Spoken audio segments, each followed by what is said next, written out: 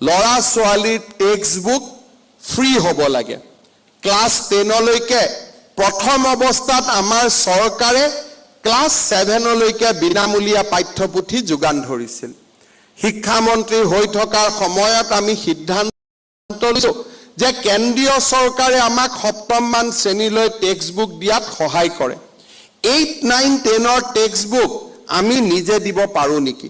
যোৱা 2 বছৰৰ প্ৰচেষ্টাৰ পিছত এতিয়া 10মান শ্ৰেণীলৈ পাঠ্যপুথি আমাৰ ৰাজ্য চৰকাৰে ছাত্ৰ সমাজক বিনামূলীয়াকৈ দিয়াৰ ব্যৱস্থা কৰিছে। উচ্চতৰ মাধ্যমিক আৰু গ্ৰেজুৱেশ্যনত কিতাপ প্ৰকাশ কৰি বিতৰণ কৰাটো সম্ভৱ নহয়।